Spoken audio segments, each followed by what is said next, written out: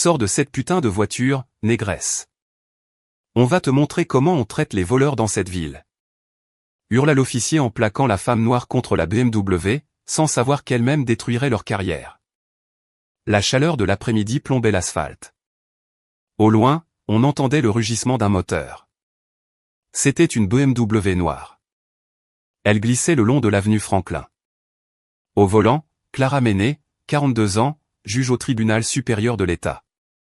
Les cheveux tirés en un chignon serré et le regard fixé sur le feu de signalisation qui était sur le point de changer. Elle ne vit pas la voiture de patrouille avant que les sirènes ne lui explosent aux oreilles. Un clin d'œil plus tard, les lumières rouges et bleues remplissaient son rétroviseur. Clara, habituée à la routine judiciaire et consciente de ses droits, ralentit, alluma ses clignotants et se rangea sur le côté. Tôt ou tard, ça arrive toujours, murmura-t-elle pour elle-même avec un soupir résigné. 2 policiers descendirent de la voiture. Le premier, un homme blanc, corpulent, la mâchoire serrée, gardait la main près de son arme. Le second, plus mince, mais les yeux brûlants de méfiance, fit le tour de la BMW en la regardant de haut en bas. « Enlève tes putains de mains du volant !» aboya l'officier corpulent, s'approchant à pas rapides. Clara obéit sans dire un mot. « Madame, ce véhicule est signalé volé, » dit le plus mince, sortant une lampe de poche pour inspecter l'intérieur, bien qu'il fasse encore plein jour. Clara fronça les sourcils, tentant de se défendre. « Je vous assure, c'est une erreur. Cette voiture est à moi. »« Taisez-vous, négresse. » L'interrompit le premier, frappant la portière de sa paume ouverte.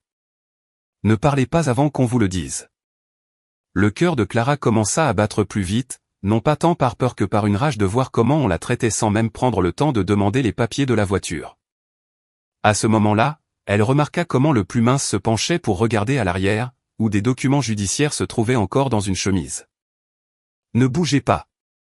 ordonna le corpulent tandis qu'il ouvrait la portière et, sans prévenir, la tira violemment par le bras et la jeta au sol comme si elle était une délinquante. « Et, qu'est-ce qui vous prend ?» s'exclama Clara, chancelante. L'asphalte brûlant lui rongeait la peau et le coup fut si violent qu'elle vit du sang couler de son genou. Le corpulent en profita, la voyant si vulnérable, pour lui tordre le bras derrière le dos pendant que l'autre policier fouillait la voiture. « On sait comment ça marche », murmura-t-il d'un ton chargé de mépris. « Une femme noire dans une voiture pareille. C'est un vol certain. Au moins, on rend justice et on rend la voiture à son vrai propriétaire. » Clara, en entendant ces stupides paroles dénuées de sens, sentit le goût métallique de la colère lui monter à la bouche. « Vous vous trompez, officier. C'est ma voiture, j'ai les papiers là. »« Que tu ne parles pas, négresse !» hurla l'officier, la frappant à la bouche. Elle respira profondément. Elle ne tremblait pas, elle ne pleurait pas. Elle était sûre que dans quelques minutes, ils allaient le regretter, mais il ne s'arrêta pas. Il ressentait de la satisfaction chaque fois qu'il frappait Clara et, d'un mouvement rapide, la poussa contre le flanc de la BMW avec tant de force que le métal vibra et la chaleur accumulée sur la carrosserie lui brûla la pommette. Clara serra les dents, mais le coup fut si fort qu'il lui arracha un halètement involontaire. « Tu sais ce qui est le pire, sale clocharde » cracha-t-il près de son oreille avec une haleine de café rance.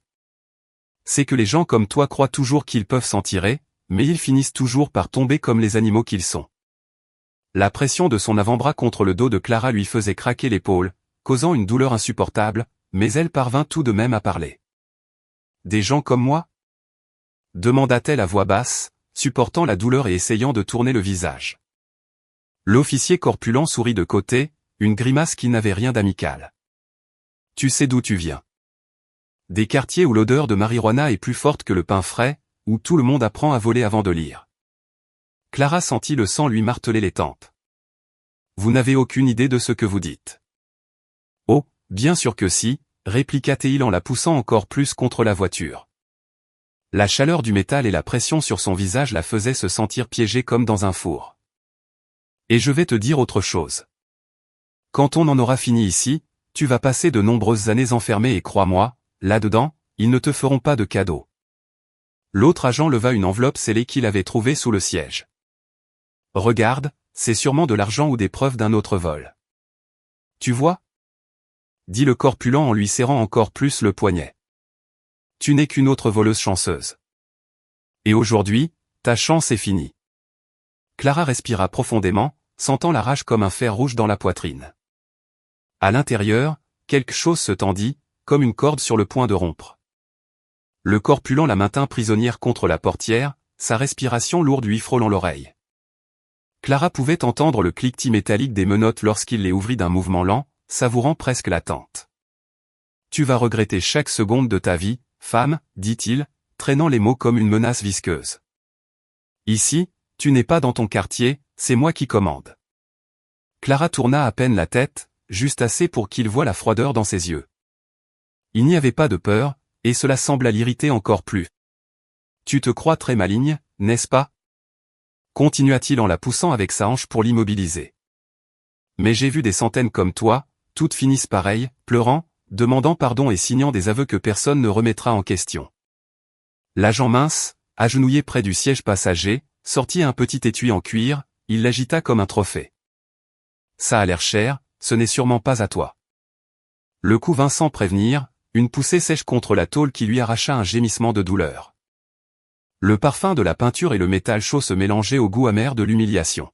« Regarde-toi » murmura le corpulent, penchant la tête pour la regarder de haut en bas. « Chaussures de marque, sac élégant. À qui l'as-tu volé ?» La pression sur son bras était si forte qu'elle sentait ses doigts s'engourdir. Malgré tout, Clara planta son regard sur le reflet déformé que la voiture renvoyait. Ce n'était pas le visage d'une victime. « Continuez de parler, » dit-elle d'une voix ferme, sans hausser le ton. « Je vous jure que chaque mot qui sortira de votre bouche vous coûtera plus que vous ne l'imaginez. » Le corpulent lâcha un rire bref, sec. « Ah oui. Et qu'est-ce que tu vas faire, toi ? Depuis une cellule ?» Clara ne répondit pas, elle serra seulement les lèvres. À l'intérieur, chaque muscle était prêt, non pas pour s'échapper, mais pour le moment exact où tout basculerait. Le corpulent lui ferma le poignet d'un seul clic des menottes. Le métal froid s'enfonça dans la peau comme s'il voulait la transpercer. Voilà. Une voleuse de moins dans les rues, lâcha-t-il en la poussant vers le coffre de la BMW. Clara trébucha, mais resta droite. Le menton toujours haut, bien que l'épaule lui brûlât à cause de la torsion. Le mince sortit de la voiture avec une grimace de satisfaction. Tout est prêt, on l'emmène au commissariat et le reste, on connaît. 2 signatures, quelques photos et personne ne posera de questions. Exactement, acquiesça le corpulent. Dans le rapport, je dirais qu'on l'a trouvé en train d'essayer de s'enfuir. Le reste, tu l'inventes. Clara écoutait chaque mot. Elle ne clignait pas des yeux. Le silence qu'elle gardait commençait à les inquiéter. Et, le mince s'approcha en baissant la voix. Tu ne trouves pas qu'elle est trop calme ? PFF. Souffla l'autre. Calme, parce qu'elle sait qu'elle est fichue. La chaleur devenait insupportable. Une goutte de sueur coula sur le front de Clara, mais elle ne l'essuya pas. La fixité de son regard commença à gêner le corpulent qui lui donna une autre poussée, cette fois contre le bord du coffre. « Profite de l'air libre tant que tu peux », murmura-t-il en lui plantant les doigts dans le bras. « Je te jure que le reste de ta vie sentira l'humidité et la peur. » Clara, sans le quitter des yeux, laissa échapper un sourire bref, sec, qui n'avait rien de cordial. « Sûr ? » demanda-t-elle en traînant chaque syllabe, parce que j'ai l'impression que celui qui ne va pas dormir tranquille, c'est vous.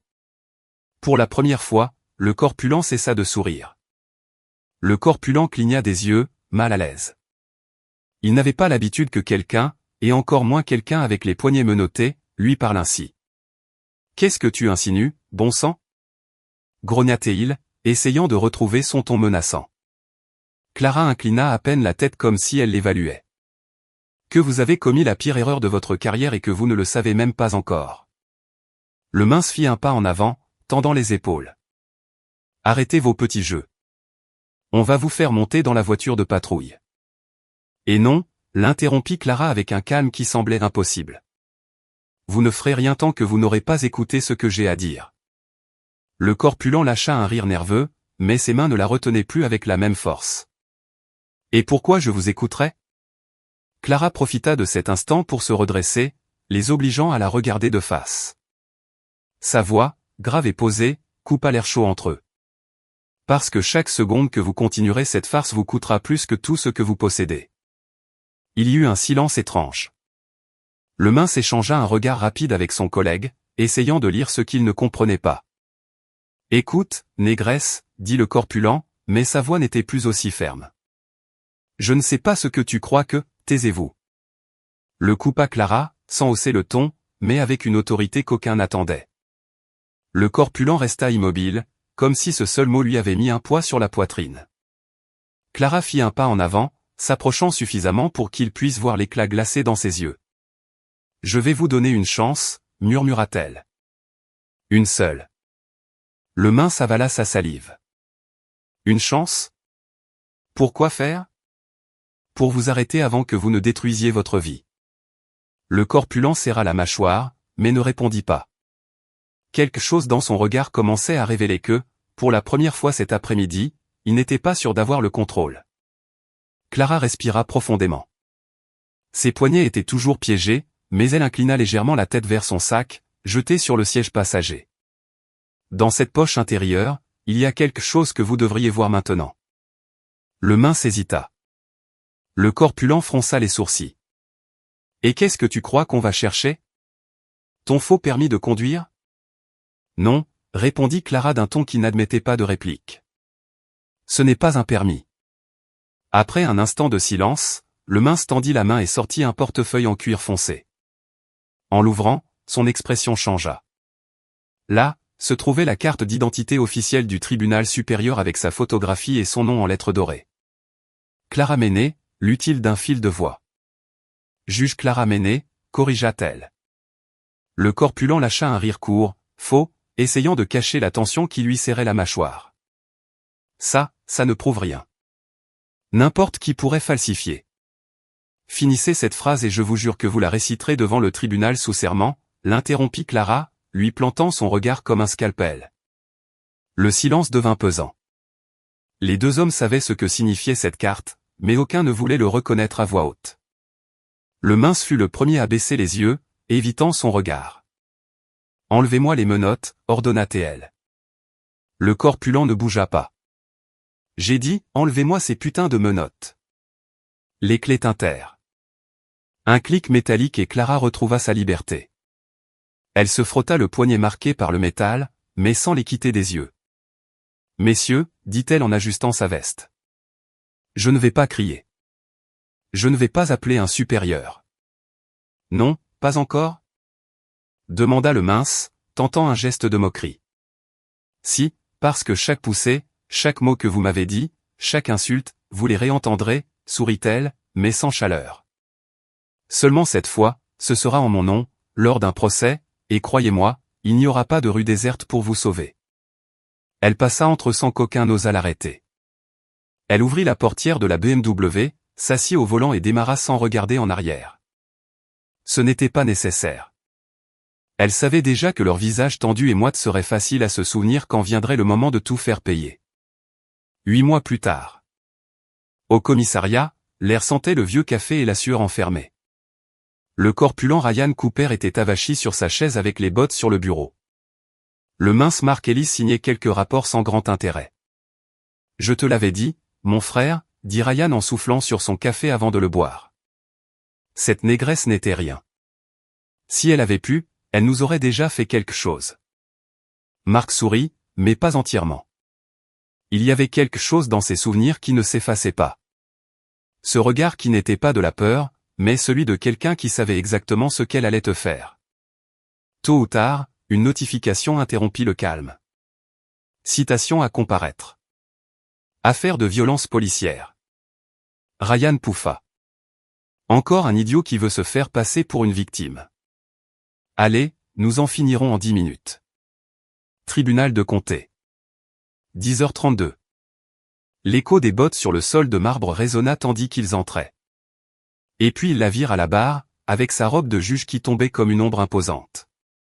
C'était Clara Menet, la même femme, même posture droite, même chignon impeccable et les mêmes yeux fixés sur eux sans ciller. Affaire numéro 457B. Sa voix était froide et nette.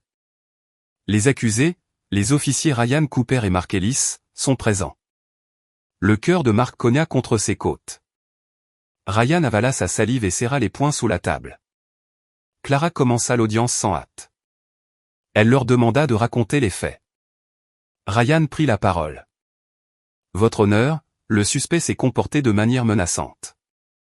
Nous avons considéré qu'il y avait un risque, l'interrompit-elle, se penchant légèrement. Basé sur quels indicateurs objectifs? Ryan ouvrit la bouche, mais rien ne sortit. Mark intervint. Elle semblait nerveuse et ses vêtements étaient suspects. Clara soutint leur regard pendant quelques secondes qui parurent une éternité. Suspect comme un tailleur de couleur crème? Demanda-t-elle, laissant la salle entière dans le silence. L'air devint épais. Ryan la reconnut à cet instant, non pas comme une juge quelconque, mais comme la femme qu'ils avaient un jour poussée, menottée et humiliée. Elle ne leur laissa pas même le temps de répondre. Officier Ellis, vous souvenez-vous avoir dit à une personne qu'elle passerait de nombreuses années enfermée et qu'elle n'était rien d'autre qu'une voleuse? Demanda-t-elle d'une voix parfaitement maîtrisée, tranchante comme une lame. Mark se tortilla sur sa chaise. Je ne me souviens pas de ces mots exacts. Moi si, répliqua Clara, sèchement. Je m'en souviens avec une clarté absolue. Chaque fois qu'il tentait de se justifier, elle resserrait les taux, les acculant par une nouvelle série de questions, les laissant peu à peu à court de mots. Elle ne criait pas, ne haussait jamais le ton, ne montrait pas la moindre colère. C'était pire, un calme implacable, un contrôle glacial qui ne laissait aucune échappatoire. Enfin, après des heures d'exposés, de témoignages et de preuves, Clara saisit le marteau. Ce tribunal estime qu'il existe suffisamment d'éléments pour prononcer la suspension immédiate de vos fonctions, l'ouverture d'une enquête interne et le renvoi du dossier au parquet fédéral. Le coup sec résonna dans la salle comme une détonation. Ryan et Mark restèrent figés. Aucun cri, aucune protestation. Ils savaient que c'était la fin. Clara se leva, ramassa calmement ses papiers et se dirigea vers la sortie.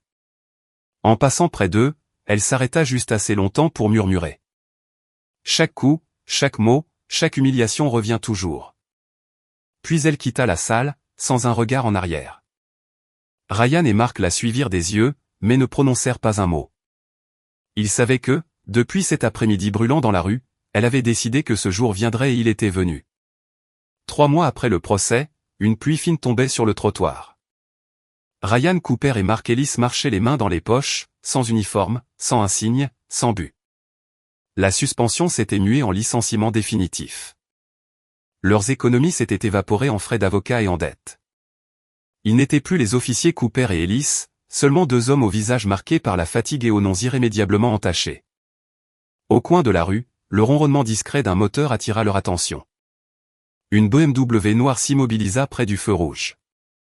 La vitre se baissa lentement. Derrière, Clara Menet, vêtue d'un costume sombre, droite, imposante, parfaitement calme malgré la pluie et le vacarme de la circulation. Elle les regarda longuement, comme si elle les avait attendus. Elle ne sourit pas. Dans ses yeux brillait quelque chose de plus dur, une reconnaissance glaciale, la certitude qu'il payait encore et qu'il paierait toujours. Ryan sentit un nœud se former dans son estomac. Mark détourna les yeux, incapable de soutenir ce regard. Le feu passa au vert. Clara remonta la vitre et la BMW s'éloigna doucement, laissant derrière elle un long éclat brillant sur l'asphalte mouillé. Elle n'avait pas eu besoin de parler. Ils savaient que, depuis le premier jour, leur destin avait été scellé. Et désormais, chaque fois que le son lointain d'un marteau frapperait le bois, ils penseraient à elle.